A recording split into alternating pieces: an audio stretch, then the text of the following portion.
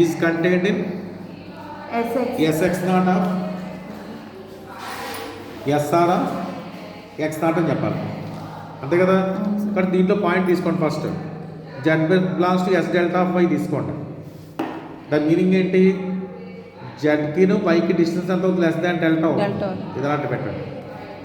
మనం ఏం క్లెయిమ్ చేయాలి? మనం ఇప్పుడు ఇది మనం ప్రూవ్ చేసిన యాక్చువల్లీ ఇది కదా, దీంట్లో ప్రతి దీంట్లో ఉంటుంది చెప్పాలి.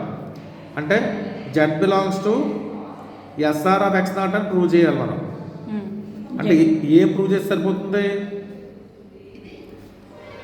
X నాట్కి జెడ్కి డిస్టెన్స్ లెస్ దాన్ R అని చెప్తే చాలు. ఇది ప్రూవ్ చేయాలి మనం. అందువల్ల ఏం చేస్తాను ఇప్పుడు నేను D of X naught comma Z తీసుకున్నాను. దీని ఎలా రాయొచ్చు? Metrics third property X naught comma Y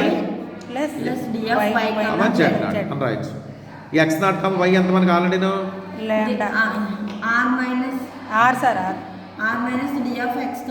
ఇది లెస్ దాన్ R, ఇది లెస్ దాన్, ఇదేమో లెస్ దాన్ R, ఇది ఏమో లెస్ దాన్ డెల్టా. ఇది అంతే కదా, ఇది లెస్ దాన్ R, ఇది లెస్ దాన్ డెల్టా, అంతే కదా. జెడ్ సెంటర్ కదా ఇక్కడ, జెడ్ సెంటర్ కాబట్టి లెస్ దాన్ డెల్టా.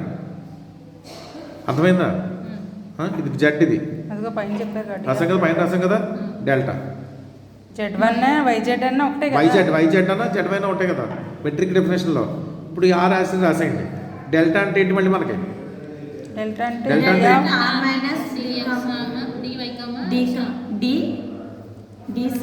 అంటే Y కామా X నాట్, అంతే కదా. డెల్టా ఇండికేట్ ఈక్వల్ టు అని ఇండికేట్ చేస్తారు కదా. అర్థమైందా? ఇప్పుడు ఏం చేస్తారంటే ఈ R రాయకండి ఇక్కడ, దీని ప్లేస్ ఇది అలా పోనీ ఇక్కడ రాసాం కదా. మళ్ళీ వాట్ ఈస్ R అంటే ఏంటి మనకు? Less than. ఇది చెప్తాను ఇప్పుడు. ఇక్కడ లెస్ దాన్ పెట్టండి. ఇది ఎలా ఉండాలి రాసేయండి ఫస్ట్. అర్థమైందా? ఇది డెల్టా కదా, డెల్టా డిఫైన్ చేయండి. డెల్టాని ఎలా డిఫైన్ చేసాం? R minus D of X naught comma Y అని డిఫైన్ చేసాం. ఇప్పుడు రెండు క్యాన్సిల్ అయిపోయా. ఎంత మిగిలింది మీకు? ఇది కూడా R వచ్చిందా? అంటే D of X naught comma Z less than R వచ్చిందా? అంటే Z belongs to SR of X not అయ్యింది. యాక్చువల్లీ Z ఎక్కడ తీసుకున్నాం మనం? దీంట్లో వచ్చింది. Therefore S delta of Y is entirely contained in SR of X not. అంటే ఇది SR of X not ball, centre X not, radius R. దీంట్లో ఒక పాయింట్ Y తీసుకున్నాను, అప్పుడు నాకు డెల్టా దొరికింది. డెల్టా రేడియస్తో ఒక మళ్ళీ ఒక సర్కిల్ ఇక్కడ ఒక స్పియర్ ఫామ్ చేసాం. ఇది SY డెల్టా. దీంట్లో Z తీసుకుంటే ఆ Z దీంట్లో కూడా వచ్చింది. ప్రూఫ్ అదే కదా, అప్పుడే దీంట్లో ఉన్నట్టు. ఇది ఎలా లోపల వేయకూడదు యాక్చువల్గా, బయటకు రావచ్చు కదా, అందువల్ల ప్రూవ్ చేస్తాం. దీంట్లో Z తీసుకుంటే Z కూడా దీంట్లో వచ్చింది.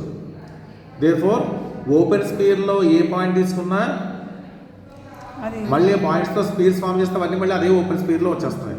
అంటే ఓపెన్ అంటే ఏ డెఫినేషన్ అయింది మనకి? ఓపెన్ సెట్ డెఫినేషన్ అయింది. అంటే ఓపెన్ స్పియర్ ఓపెన్ సెట్ అన్న ఒకటే. అది వెరీ ఇంపార్టెంట్. మీకు షార్ట్ ఆన్సర్లో అడుగుతాడు, లేకపోతే ఒక్కోసారి ఎక్సర్సైజ్ చేస్తున్నాడు. ఇది ఇంపార్టెంట్. అయిపోయింది సార్. అయిపోయింది.